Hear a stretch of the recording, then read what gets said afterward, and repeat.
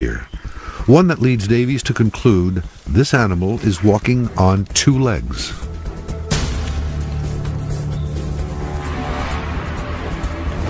The creature has come down here, walking bipedally, in other words on two legs. And because this section's difficult, you've got the tree trunk there, it's put its hand there for grip. And this moss here has come off it, so sheared off it like that as it's gone through. These sort of clues are really important, A, to determine what type of creature it is, and B, to actually picking up its trail. The damp conditions make the casts fragile, and Davies nervous. It's almost, in these sort of situations for me, because I can feel the adrenaline pumping, it's almost like waiting for somebody to give birth, because I've had prints before and they've crumbled away. Oh yeah, that's a really good one. And you can see the toes and the opposable thumb, so we need to get it cleaned up back in camp. But at least we've got one print that's working. I'm really, really pleased.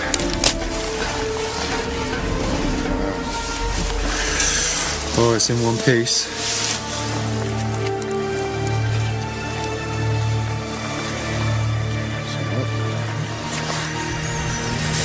Oh yeah.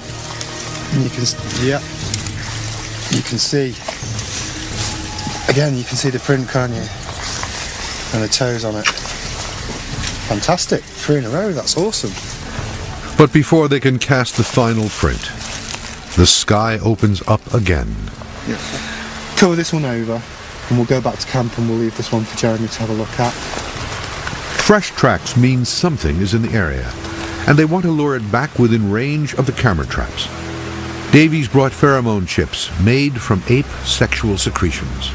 I kind of think that this is an unknown species, so nothing ventured, nothing gained. But it's been chemically composed, apparently, to attract primates. Oh.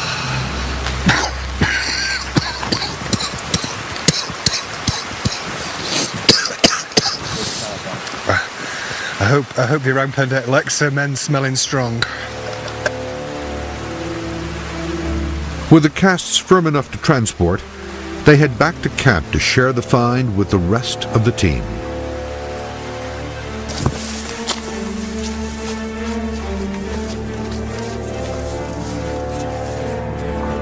Jeremy, we've got some prints to get them out and show you.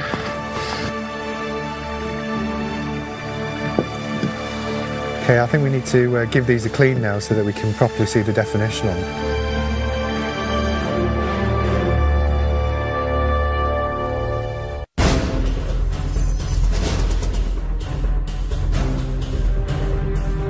In the remote jungle of Sumatra, an island of Indonesia, Monster Quest researchers Jeremy Holden and Adam Davies are hot on the trail of what they believe is an Orang Pendek, or OP as they call it. I am a field researcher, I am not a scientist, but I understand the importance of getting anything credibly and independently analysed. This is where I found the first print here. We've got at least 4 good ones, and it's the last one I especially want to show you because with the wet weather, it could take days before the casts are dry enough to examine. So Adam brings Jeremy back to the location where it was found to search for other evidence, like hair or droppings. Okay, mate, it's right up here. Clearly got the 4. I think maybe 1 toe obscured by that root. Yep. Clearly 4 toes, and I guess this corresponds to the hallux or the thumb. What do you think, Jeremy? It's certainly not tiger, it's not tapir, and it's with a spacing here and this toe down here, it's certainly not bear either, which gives us really not much choice. And it seems to be a print of a large primate.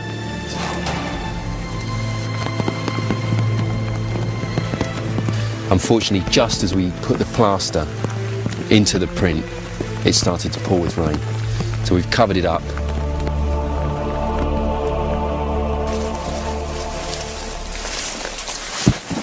It's now a day and a half later, because the rain just didn't stop at all yesterday. I don't know what state this is going to be in, whether it's going to be usable or not. We just have to hope.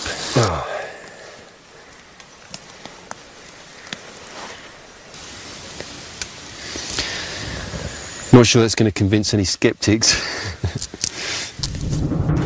With the pheromone chips in place, they want to position another camera trap directly over this location. So we're going to put a camera here, because this is where Adam found the first footprints, and also where he's left the pheromones. So there's perhaps some likelihood the animal's going to come back this way, check those out. So if it does, we need to have a camera here to catch that.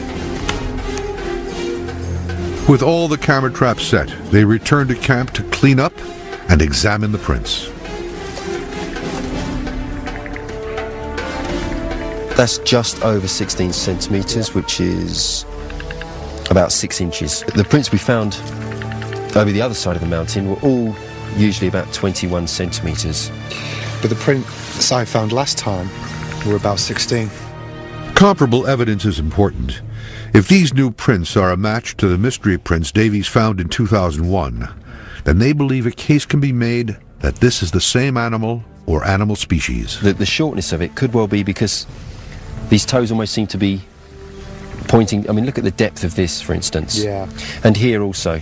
It seems almost the toes are dig. Was this found on a slope? Yes, it was. Anything with a 16 centimetre foot, you've got, that's usually about the size of a bear's footprint. They're usually about 16 centimetres. For a tiger, that's big. It's also about the same size as a tapir. With a tapir, obviously, you've got one big toe, two toes coming out the side here. A tiger, 4 big pads. A bear, the toes are very, very close together, and it's more like actually like a small human foot. But here, with this obvious hallux, this can only be a primate, something with an opposable thumb. The only non-human primate large enough to make this print is the Sumatran orangutan, which has never been seen in this area. Furthermore, while both have an opposable thumb, the length of the toes are no match. And as there are no large terrestrial primates known from Kerinci Seblat National Park, it's an unknown species of terrestrial primate, and probably Orang Pendek, the animal we're looking for. Fantastic. The team packs up the casts to be sent on to Dr. Jeff Meldrum, Professor of Anatomy and Anthropology at Idaho State University.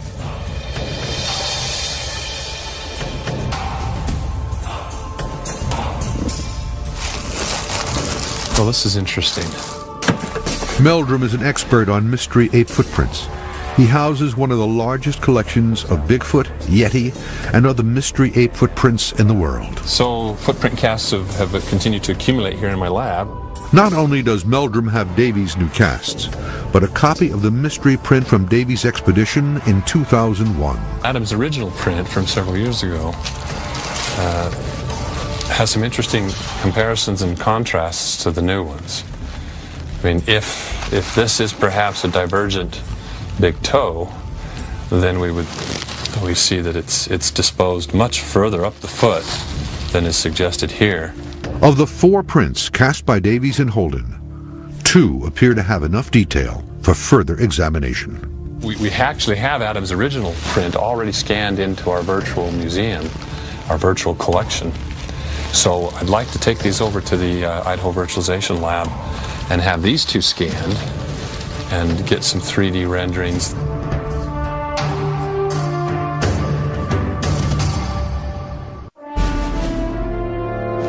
For more than a century, stories of a small human-like creature have drifted out of Indonesia, with the island of Sumatra at the epicenter. A creature that some say is very similar to skeletal remains found in neighboring Flores, a miniature man dubbed the Real Hobbit. This woman says that a sighting changed her life. It was like seeing something from the wrong side of time. Locals claim it walks on 2 feet and has a human-looking face.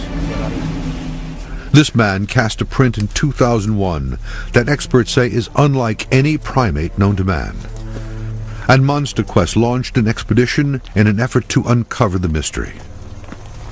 We've got At least 4 good ones. Jeremy Holden and Adam Davies have found 4 footprints that they believe belong to a mystery ape most call the Orang Pendek.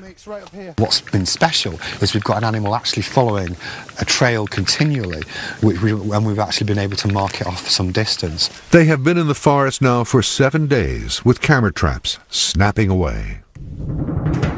It is time to leave, and he is hoping at least one camera has captured what they seek. Yeah, there's always a great sense of anticipation whenever you collect film. Whenever I was collecting films from here, for instance, you always think this could be the time. The first camera trap reveals there are photos.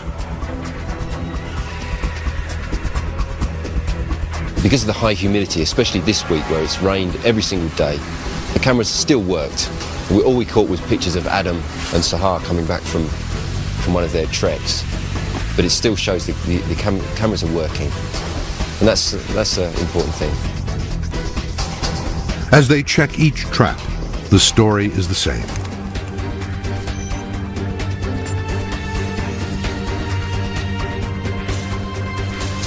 Only pictures of us again. Only one camera trap remains to be checked, but it is also the most anticipated. Well, this is the last camera trap. It was set where the pheromones were placed and also where we found the first prints. So it's the one most likely to have anything.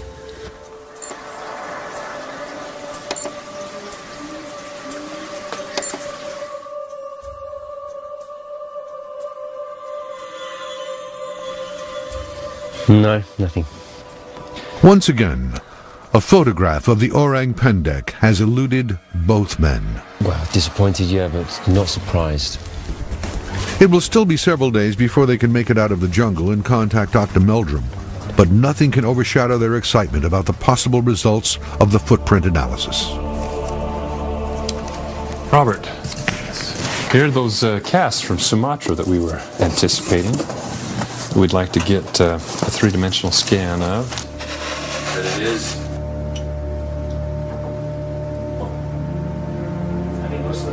The prints are scanned using 2 lasers of different size and speed.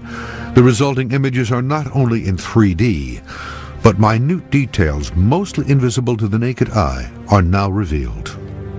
It allows us to analyze these structures quantitatively in 3 dimensions.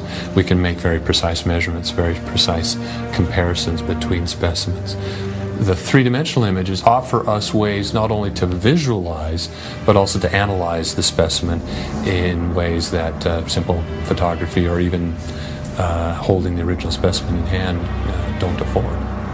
What we will be looking for are characteristic features that would distinguish a possible hominoid, an ape or some sort of primate, from another human or from other common forms of wildlife that might have a track that could be mistaken for presumed Orang Pendek. Once the images are scanned, Meldrum moves in for a closer look. Actually, can you tip it just a hair more this way? Well, this is interesting. Now, things are a little more apparent to me than they were previously. Meldrum is optimistic. 4 fresh prints and older prints for comparison likely mean answers. They have a prominent pad right here that will sometimes register in the track. And then we have the 4 outer toes. But a closer look tells him a much different story. And what I was trying to infer as a hallux is actually the ulnar pad of a bear. It appears to be the forepaw of the bear. The evidence seems to point pretty conclusively that this is a bear track. I think you'd be hard-pressed to make a case for this being the track of a plantigrade primate. And when compared to the older mystery ape prints, he finds they are not a match. There's a certain degree of disappointment that we didn't have the definitive footprint evidence for an unrecognized primate. Despite the results of their expedition, Davies and Holden have not lost faith in their belief that the